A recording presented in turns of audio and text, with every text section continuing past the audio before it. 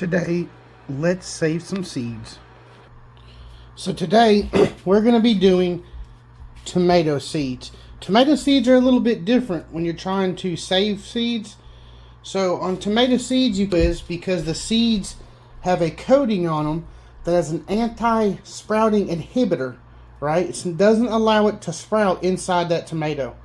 So what we have to do is, and I'm going to go through the steps here, you need to ferment the seed. Put the seed in a cup, put your top on it, because this will attract gnats and other bugs, I promise you. You need to put something over it to keep it from them bugs getting in there. Also limits the amount of exposure to molds and other things like that. But what you're going to do is, you're just going to squeeze out them seeds and some of the juice, or try to get mainly seeds, and you can add a little water. You just want to have a little bit of fluid in there. And what you're going to do is you're going to let this sit for 3 days, minimum 3 days. Then you're going to take a strainer, dump them in a strainer. Make sure your strainer holes are smaller than whatever tomato seeds you're collecting. And then you'll just wash it out, and you'll push the gel and all that through the bottom of the strainer, and it'll leave just your seeds. So this is a giant, green giant tomato. This is ready to eat. This is how this one's meant to eat. So we're going to go through how we save the seed. I haven't even got to try this one. We're just going to break this thing open, and you can see the seeds here in that gel. Alright, we're going to try and get as much as just the seed as we can.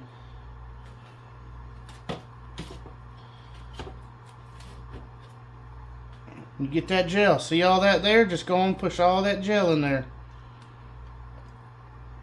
Any kind of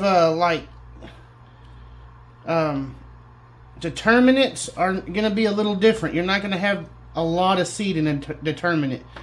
Indeterminates like these, you're going to get a lot of seed. So go ahead and try to get, well, it shouldn't take but a couple. Shouldn't take but a couple of tomato plants or tomatoes to get enough seed for the next year. It just depends. It's all about how much you want to collect. But you're just going to squeeze all them seeds and juice out into that cup. Label the cup so you know what seed is what tomato plant is what.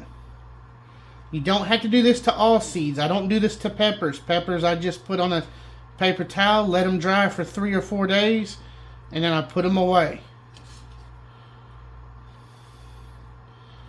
That's pretty much all you're going to do. Just to drain all that in there. If you don't have enough juice, add you a little water. Now to get you taken care of. We're going to take that, and that's going to go to the chickens. We don't waste anything if possible. Just keep on getting all the seeds you can. Oh, they're going everywhere.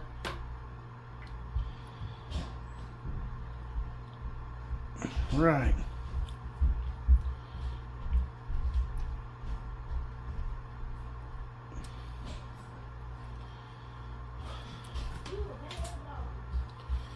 We'll dig out any big chunks that we can.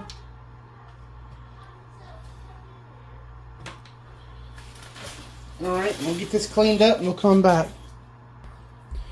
Alright, once you have your cup with your tomato juice and your seeds in it, you want to cover it. You can use a saran wrap. I don't have it down here.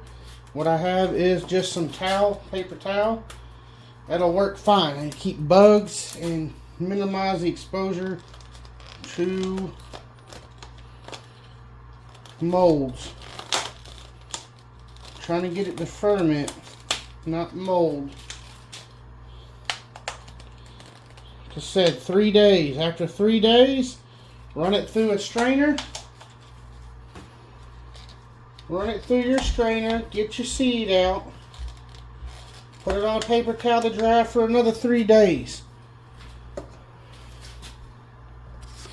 Once that is done, Once that is done, you want to take 10 seeds, wrap them in a wet paper towel, a damp paper towel, slide them in a bag.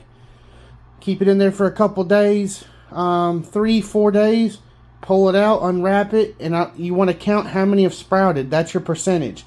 If 2 sprout, you only have a 20%. You might want to go ahead and throw that seed away and try again. If you have 7, that's 70%. That's pretty good. That way they'll give you a percentage on your sprout ratio. But other than that, like peppers and stuff, let me show you.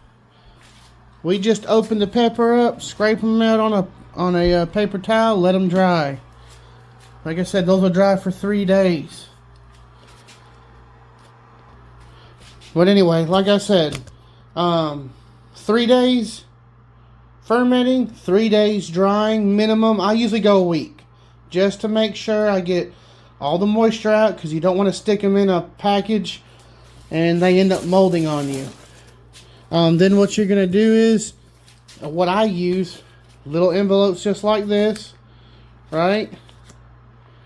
I just take them, I'm going to label them what they are, and then you can put the month. I just put what year, because I have a pretty good idea of what month I did it. 2024. So these are for next year technically. I usually use the seeds I have, so I'll use 2023s if I have any left. 2022s. Some seeds I'm using from 2016. It just depends on what it is. But seeds will keep for a while. I do this with tomatoes. I do it with cucumbers, because it's the same thing. Cucumbers have that membrane around them, that gel. So anything that has that gel around the seed, I'll go ahead and ferment it so it breaks down that anti-sprouting gel that's on it. After that, like I said, dry them out. So just go ahead and ferment them. That way you get a better likelihood of them sprouting properly. But that's it for today. Thanks for watching. Have a great one.